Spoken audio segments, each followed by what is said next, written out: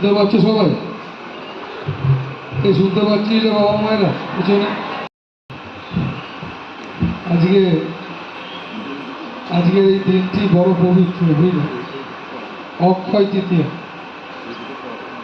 এই অক্ষয় তৃতীয়া দেখো এমন একটি নাম, এরকম নাম, এরকম দিন পাওয়া বড় দুষ্কর।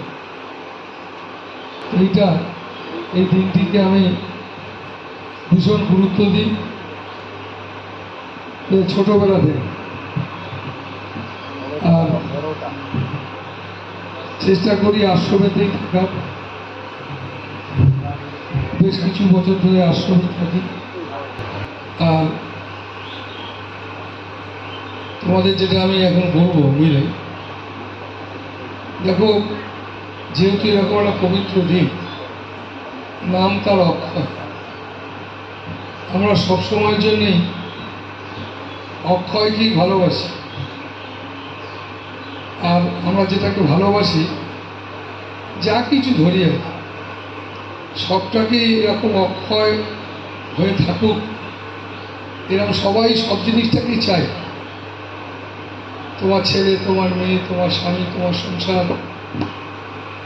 কিন্তু এই সমস্ত কিছুটা অক্ষয় তখনই হয়। অক্ষয় কিছুই থাকে না, সব চলে যায়, কিন্তু অক্ষয় হয়ে থেকে যায়। তো তার জন্য সেই অক্ষয়ের জন্য সেরকম কর্ম করতে হয়। যে কর্ম করলে সেটা অক্ষয় হয়ে যায়।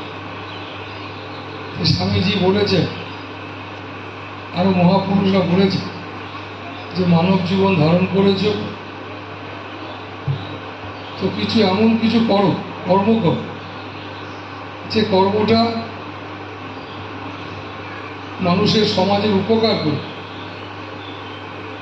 আমাদের জীবনে যদি ভালো কর্ম করি সেটা সমাজের উপকার হয়, আর যদি বাজে কাজ করি, খারাপ কর্ম করি, সেটা সমাজের উপকার হলো না। তো সেই কারণে যে অনেক প্রলোভন আছে, প্রচুর চতুর্দিকে প্রলোভন, প্রচুর রকমের আঁকা বাঁকা টেরা পথ।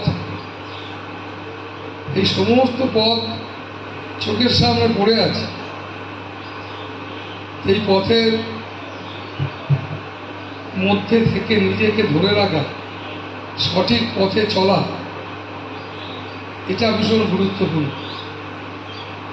আর এই কারণে গুরুত্বপূর্ণ না, সঠিক পথটাই তো মানুষকে শেষ নিঃশ্বাস পর্যন্ত মানুষকে আনন্দ দেয়। কারণ মানুষ আনন্দ পেতে চায়, মানুষের একটাই উদ্দেশ্য আনন্দ। এই প্রতি মানুষ বলে আমি ভালোবাসা চাই। ভালোবাসা চাই মানে আনন্দ চাই। ভালোবাসার আর এক নাম আনন্দ। আর যে আনন্দ নিয়ে মানুষ সবাই পেতে আছে, এটা আনন্দ না, এটা সুখ।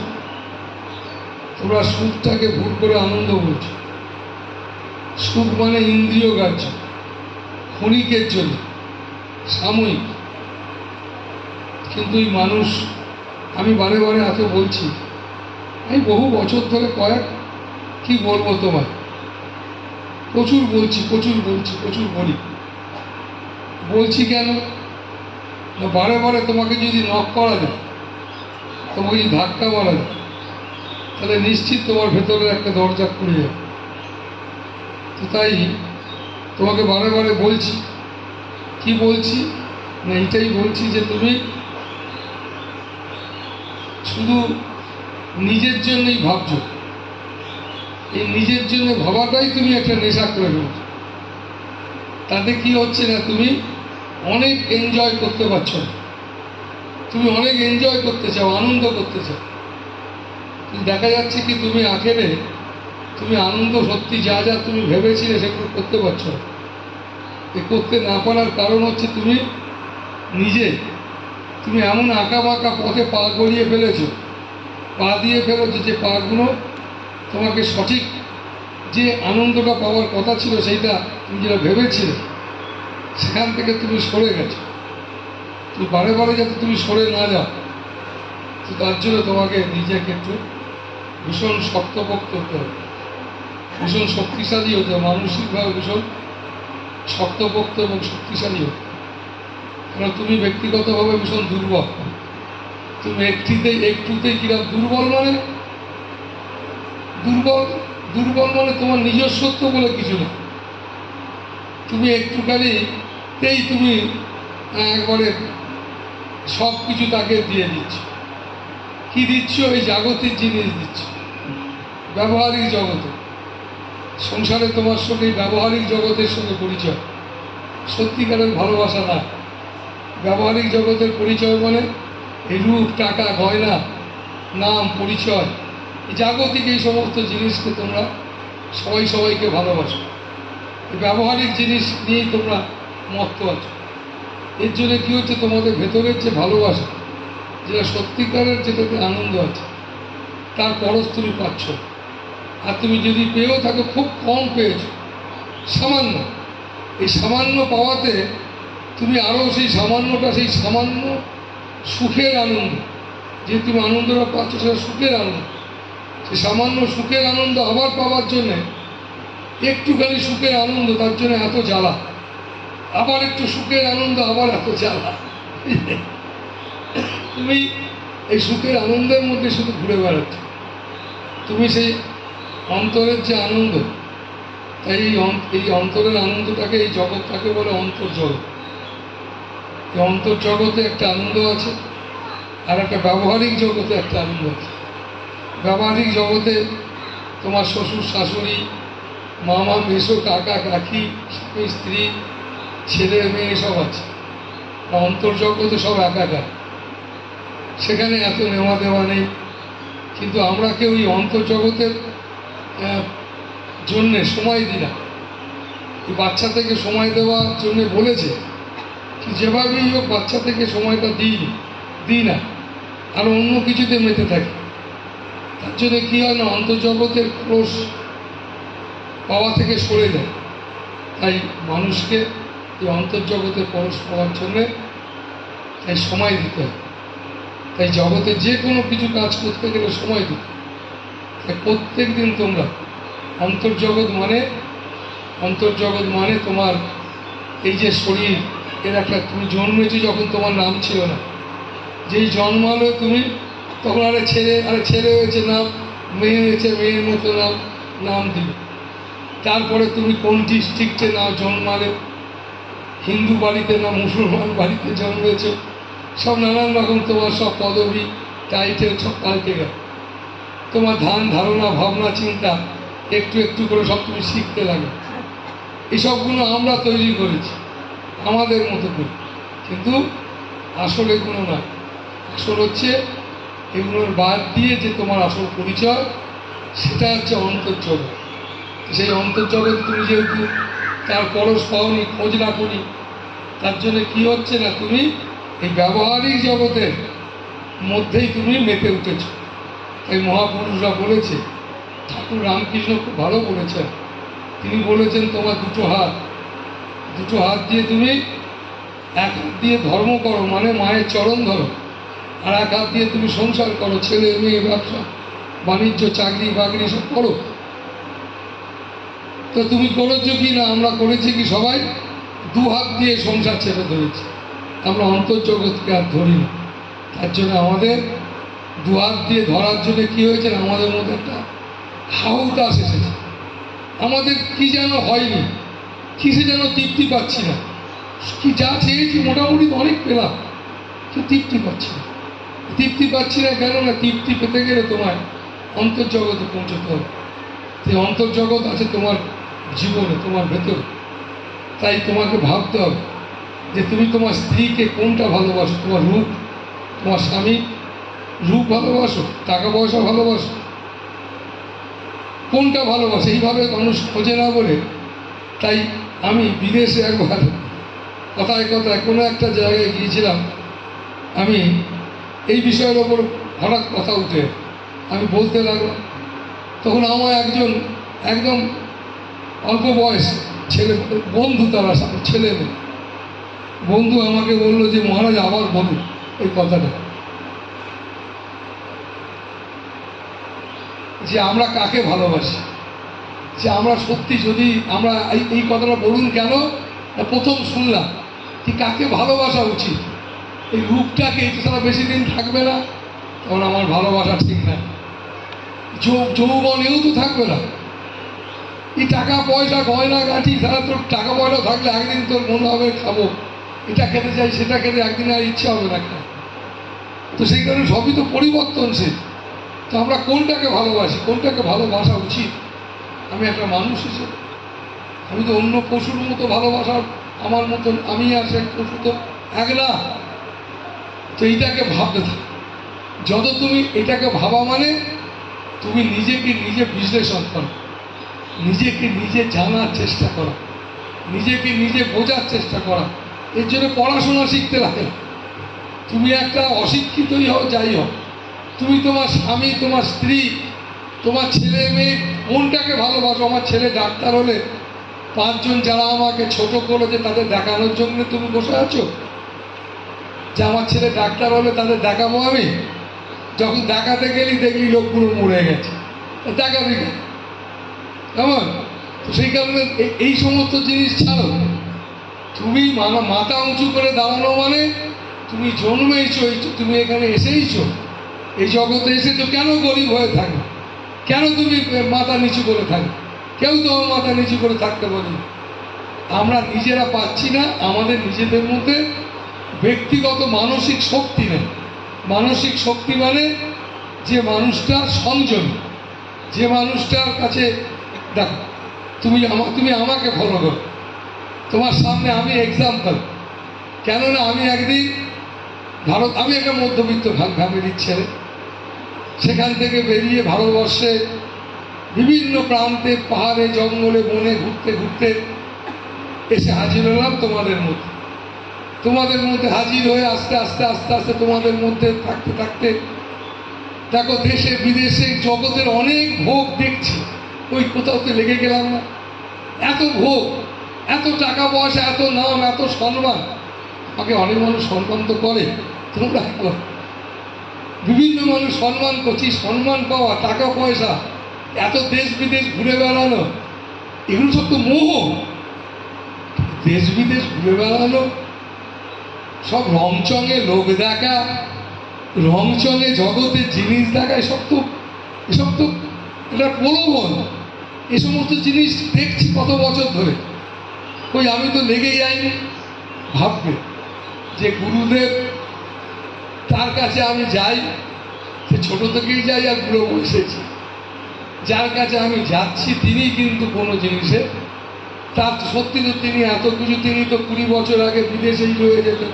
আমার বিদেশের একটা খুব সুন্দর বাংলো আছে কানাডা, আমি রয়ে যেতাম ইজি, কোনো ব্যাপার ছিল না, কেউ মানা ছিল না। ওখানকার ভক্তবৃন্দ সবাই একবারে খুশিতে বলে যেত, যাক বাবা প্রতি শনিবার রোববার বাবার কাছে ছুটে যাবো এসে। কেন? টাকা পয়সা গয়না গাঁটি, টাকা পয়সা গয়না গাঁটি আসল নয় রে, আসল হচ্ছে মনের তৃপ্তি।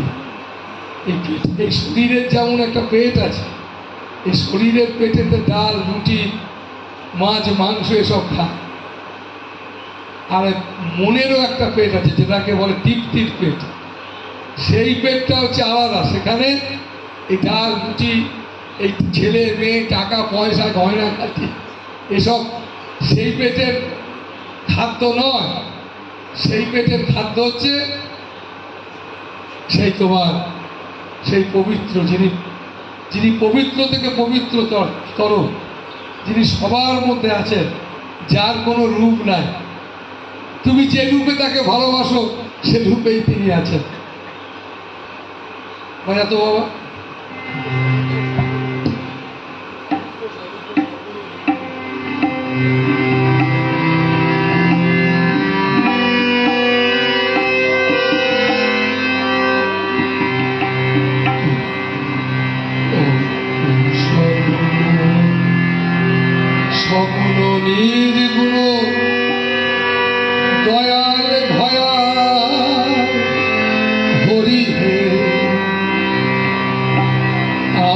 কি বা জানি, আমি কি ভাবছি, আমি কেন ভেবে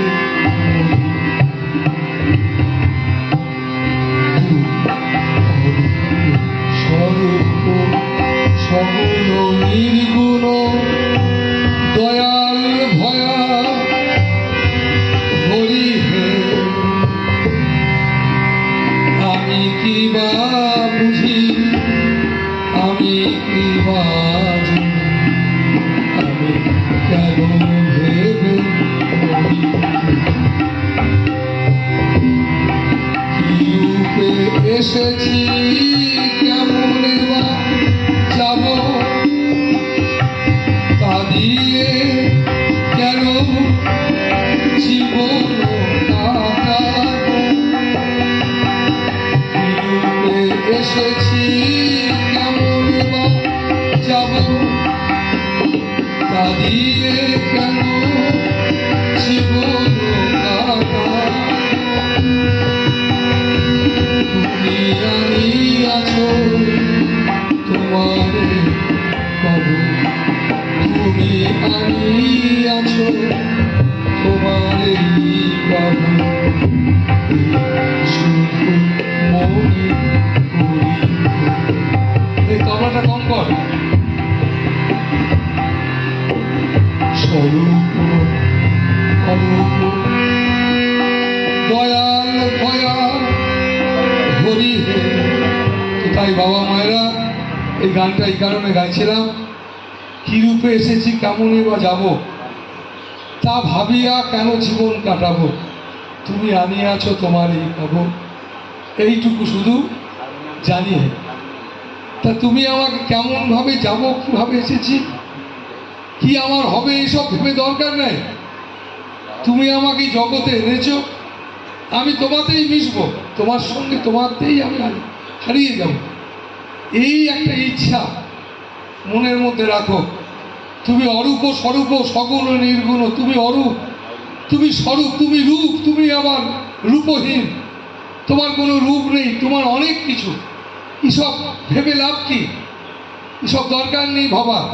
তুমি কি রূপ, তুমি কি রূপে আছো, তুমি কি অরূপে আছো, তুমি কি নিরাকার, তুমি কি নির্গুণ, এসব কিচ্ছু ভাবার দরকার নেই।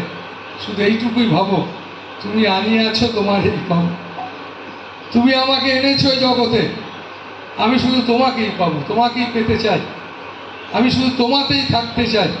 এই সংসার, ছেলে মেয়ে, এই জীবন, এই সমস্ত কিছুটা তখনই সাফল্য পাবে, তখনই আনন্দিত হবে যদি তুমি আমার সাথে থাকো। কারণ তুমি সেই পরমাত্মা, তুমি ছাড়া আমরা সবাই মৃত, এক মুহূর্ত কিচ্ছু করতে পারি না। তাই তুমি সেই আনন্দ মূর্তি, তুমি সেই আনন্দ স্বরূপ। তো সেই কারণে বাবা মায়েরা সকল সময় সেই তুমিকে তো আমরা কেউ দেখিনি, কালীর মতো দেখতে, না শিবের মতো, না গণেশের মতো। তাই যে রূপে তোমার ভালো লাগে, তুমি যে রূপকে ভালোবাসো, তাই সেই রূপটাকে ভালোবাসো। যে রূপ তোমার, যে রূপটা ভালো লাগে, তোমার যদি মনে হয় যে অমুক রূপটাই আমাকে শক্তি যোগাচ্ছে, আমার মন, আমার ভাবনাকে বিকশিত করছে, আমার মধ্যে সকল সংকীর্ণতাকে সরিয়ে দিচ্ছে, যাকে ভাবলে মনে শক্তি পায়, তিনিই তো ভগবান। তাকে ভাববে, তাকে ভালোবাসবে। কারণ যাকে ভাবলে, যাকে ভালোবাসলে মন সংকীর্ণতা থেকে বেরিয়ে পড়ে। যাকে চিন্তা করলে মনে সাহস আসে। অন্যায় করতে যাওয়ার মুহূর্তে, যদি কোনো অন্যায় আসে করতে যাওয়ার মুহূর্তে তোমার কথা মনে পড়লে আমার সকল অন্যায় থেমে যায়। এমনভাবে ভালোবাসতে হবে তাকে, যে আমি অহংকারী করি, হিংসাই করি, যে কোনো ধরনের অন্যায় আমি মানুষ হিসেবে, মানুষের যে কর্ম, এই যখন আমি এর থেকে বেরিয়ে যখন পশুত্বের মধ্যে যখন পৌঁছে, পশুত্বের কর্ম যখন আমি করতে যাই, তখন যেন তোমায় পাই, তখন যেন তুমি সামনে ফুটে ওঠো। প্রার্থনা করো যে আমি যেন প্রতিনিয়ত তো পাই। যখন আমার মধ্যে পশুত্ব জেগে ওঠে তখন যেন আমি তুমি যেন আমার সঙ্গে সামনে এসে ভেসে ওঠো, কারণ তোমায় দেখে যেন আমার পশুত্ব যেন পালিয়ে যায়। কারণ আমরা সবাই সেই রিপুর দাস। আমরা সবাই সেই চাকর, মায়ার চাকর। তুমি ভাবছো আমি ভাববো না, ভাবতে তোমায় বাধ্য। তুমি বলছো আমি করব না, করতে তোমায় বাধ্য। তোমাকে করতেই হবে, তোমাকে ভাবতেই হবে, তোমাকে ভাবাবেই। সেই কারণে বাবা মায়েরা, তোমার ছেলে তোমাকে দিন রাত মারছে। আমাকে কতজন এসে বলে যে আমাকে, আমার স্ত্রীকে, আমার ছেলে মেয়ে দুজন এসে সারা রাত্রি মেরেছে।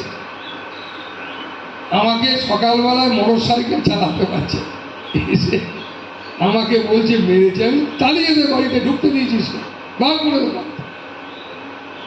বলছে বার করতে পারছি না, বার করতেও তো পারছি না।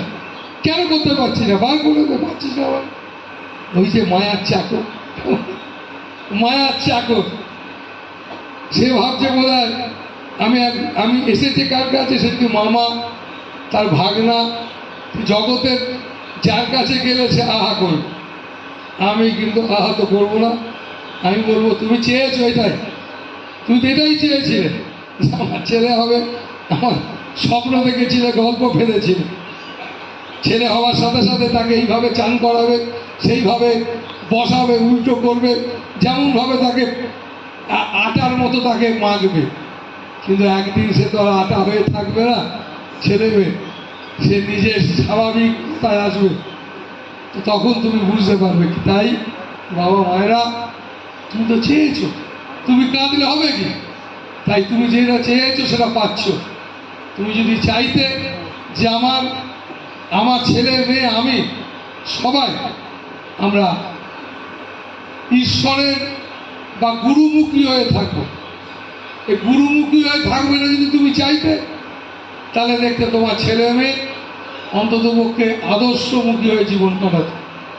তারা যাই করতো, কিন্তু একটা জায়গায় তারা ভীষণ নিজেদেরকে সংযমী করে রাখত। তারা সংযমী করে রাখতো কেন না? এই কারণে, একটু আগে তোমাদের উপমা দিয়েছি, আমি দুনিয়াদারি, আমি একটা মধ্যবিত্ত ঘরের ছেলে। এই দুনিয়াদারি সমস্ত কিছু ঘুরতে ঘুরতে এসে এত চরম, যেটুকু এই জাগতিক জগতের যেটুকু যা মানুষের ভালোবাসা, সেটাও প্রচুর পাচ্ছি, পাবো আগামী দিনেও। কিন্তু আমি তোমার সকল কিছুর মধ্যে ফেসে যাচ্ছি না। কেন ফেসে যাচ্ছি না? ফেসে যাচ্ছি কোনটাতে ফাঁসছি না? তোমাকে আমি ঈশ্বর ভাবছি। তাই তুমি আমার জন্য অর্ঘ্য নিয়ে এসেছো। এটা মে মাস। আমি আজ থেকে 2025 সালে বলেছি যে একদম কারোর কাছে চাইবে না। নির্দেশ দিয়েছি যে তোমাদের নির্দেশ দিচ্ছি, তোমরা এসে বছরে একবার মে মাসে তোমাদের আশ্রম, তোমরা এসে প্রসাদ পাবে, তোমরা থাকবে। তাই তোমাদের জিনিস তোমরা প্রতি মে মাসে এসে দিয়ে যাবে। কেন চেয়ে চুয়ে আশ্রম চালানো যাবে? কেন চালানো যাবে না? না, আমি এটা তোমাদের জন্যই করেছি, তোমাদের দায়িত্ব এটা, তোমাদের দায়িত্ব। তাই মানুষ এসে অর্ঘ্য দিয়ে যাচ্ছে। তাই তোমরা যারা দিচ্ছ, যারা আসছো, তাদের সবাইকে আমি ঈশ্বর স্বরূপ মনে করছি। তাই সবাইকেই আমি ভালোবাসতে পারছি, চেষ্টা করছি ভালোবাসা। কারণ তোমাদের সঙ্গে আমার কারোর সঙ্গে কোনো ঝগড়া অশান্তি কিছু নেই। কেন নেই না? আমি ঈশ্বরকে ভালোবাসি। তাই তোমরা যদি আমাকে ভালোবাসো, তাহলে তোমরা নিশ্চিত একটুখানি নিজেকে সংযমী করতে পারবে। যে গুরুদেব তিনি নিজে বসে বলছেন, আমি তার ছবিতে বলছি, আমি একদম সরাসরিতে বসে বলছি যে আমিও এই ভারতবর্ষে ফুটপাতে, মাঠে ঘাটে, মন্দিরে ঘুরে বেরিয়ে থাকতে থাকতে থাকতে থাকতে থাকতে থাকতে আজকে লক্ষ লক্ষ মানুষ জগতের, ব্যবহারিক জগতের, দেখো আমি যদি নিজে প্রচারমুখী হতাম, হয়তো সারা পৃথিবী জুড়ে প্রচার পেতাম, যেমন অনেক বাবারা পায়। ভারতবর্ষে অনেক বাবারা মায়েরা আছে না, তারা পৃথিবীর বিভিন্নভাবে প্রচার করছে, সারা পৃথিবীর বিভিন্ন জায়গায়। সেই প্রচারটা আমি কোনোদিন করিনি, করি না, পছন্দ করি না। যদি আমি করতাম, এই যে প্রবচনটা করছি, এটাই একটু সারা পৃথিবীব্যাপী প্রচারিত। এটা করতে গেলে যা দরকার লাগে সেটা আমার পরিপূর্ণ অনেক বছর থেকে আছে। তার জন্য যে অর্থ দরকার লাগে আছে, তার জন্য যে লোক বলে দরকার লাগে সব আছে, যা যা দরকার লাগে সব বহু বছর ধরে আছে। কিন্তু আমি চাই না। কেন চাই না? না, ওই প্রচার করে দেবানন্দ বাবাকে সাধুর কাছে আসতে, সাধুর কাছে আসতে গেলে প্রচুর কাঠ খড় কুড়িয়ে পরিশ্রম করে সাধুর কাছে আসতে, সাধুর কাছে এসে তারপরে বসতে। একজন সাধু ছিল, জানিস, আমি নাম করব না, একজন, তোমরা সবাই চেনো, তোমরা সবাই প্রণাম করো। এরা মহাত্মা, তিনি এরা কুঠিরে মাটির কুঠিরে বসে আছেন। 20-25 জন মানুষ তাকে দর্শন করতে এসছে। ব্রহ্মচারী মহারাজকে দর্শন করুন। তো ব্রহ্মচারী মহারাজ তো ঘর থেকে বেরোচ্ছে না, দরজা বন্ধ। তো একজন দুজন বলছে, বাবা দর্শন করতে এসছি, তুই যদি ঘর থেকে বেরো। তো ব্রহ্মচারী মহারাজ ঘর থেকে বলছে, এই শোন, আমি এখন বউ নিয়ে শুয়ে আছি, যা চল। তারা বউ নিয়ে শুয়ে, আরো খারাপ করে মাগ নিয়ে শুয়ে আছে, এটা বলেছে। তো বলাতেই সে সাধু এই শোনার পরে এই অর্ধেক লোক পালিয়ে গেল। এই ব্রহ্মচারী তার মেয়ে নিয়ে শুয়ে আছে বলছে, পালিয়ে গেছে। চলে যাওয়ার পরে ঘন্টাখানেক পরে তিনি ঘর থেকে বেরোচ্ছেন। যারা 2-1 সব তো চলে গেছে, 2-1 ছিল, তারা ঘুরে দেখতে পাচ্ছে ঘরে কেউ নেই। বলে, বাবা আপনি বললেন, খারাপ বলতে বলতে চলে গেল। বলে, ওদের তাড়াবার জন্য বলেছি, লোকগুলো এসেছিল কোমরে ব্যথা সারাতে, আর তুই এসেছিস সাধু সঙ্গ করতে। সাধু সঙ্গ করতে আসা লোক, সাধু সঙ্গ করতে আসে কারা? যারা সত্যি শান্তি পেতে চায়, যারা শান্তির রাস্তা জানতে চায়, যারা কোমরের ব্যথা সারাতে এসছে, আমার ছেলে নেই মেয়ে নেই, এটা ডিস্টার্ব করতে এসছে, তার জন্য সাধু, তার জন্য। আমিও ঘর থেকে বেরোই কম। কেন? বিশ্বাস করে ফোন ধরি না, ঘর থেকে বেরোই কম। আর যদি বেরোই গাড়িটা বলে দেয়, গাড়ি স্টার্ট কর, ঘর থেকে বেরোই। কেন? ওই মাঝামাঝি লোক যেন আমাকে, বাবা আমার ছেলেটা, আমার মেয়েটা, আমার মুখটা, তুমি বলিস পছন্দ করো কি না? করি না। বিশ্বাস কেন করি না? ঈশ্বর ছাড়া আর কিচ্ছু পছন্দ করি না, পরমাত্মা ছাড়া কিছুই পছন্দ করা উচিত না। তবু শুনি কেন? ওই সমাজে বাস করি। কেন করি? না, সমাজের মানুষকে কিছু বলবো। তো সমাজের জন্যে সাধুদের আসার প্রয়োজন, আর সমাজের জন্যেই সাধুরা আসে, সাধুরা সমাজে থাকে, তাহলে জঙ্গলে থাকবে। তো সেই কারণে বাবা মায়েরা তোমাদের মাথায় রাখতে হবে যে তুমি সদ্গুরুর কাছে যাচ্ছ, তোমায় কিছুই করতে হবে না, শুধু এটাই মাথায় রাখো, আমি সদ্গুরুর কাছে যাই, সদ্গুরুর সঙ্গ লাভ করি। আমি নিজেকে একটুখানি সংযম করতে পারবো না? সদ্গুরু মানে যিনি সংযমে চরমে, তিনি চরম সংযম। কেমন সংযমী? মানে খাওয়া, ঘুম থেকে টাইমে উঠলাম, টাইমে বসলাম, এটাই সংযমী নয় রে। এসব সংযমীটা হচ্ছে প্রাথমিক, আসল সংযমী অন্য জায়গায়। আসল সংযমী যে, সেই হচ্ছে চরম থেকে চরমতর, তিনি হচ্ছেন সদ্গুরু। তাই তাকে বলা হয় সংযমের চরমে কে থাকে? যিনি পরমাত্মা।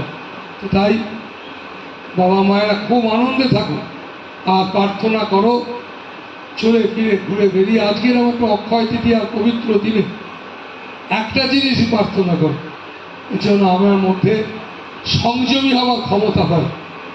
তুমি আমায় সব দিয়েছ, তুমি দেখতে পাবে, তোমার যদি কিছু নাও থাকে, একটু হওয়ার চেষ্টা করো, দেখবে তুমি অনেকের থেকে পেয়েছো, এবং তুমি অনেক বেশি পাবে। আর সংযমী হওয়া মানে, তার জন্যই তো মানুষ নাম করা, চলাফেরা করা, ঘুরে ফেরো, নাম করো, তাই যাতে করে তোমার মনটা ভালো কিছুর মধ্যে লেগে থাকে। হে অর্জুন, আমাকে স্মরণ করো, যত পারো স্মরণ করো আমাকে, মানে পবিত্র, তুমি যত পারো সকল সময় চলে ফিরে ঘুরে বেরিয়ে যেন তুমি স্মরণ।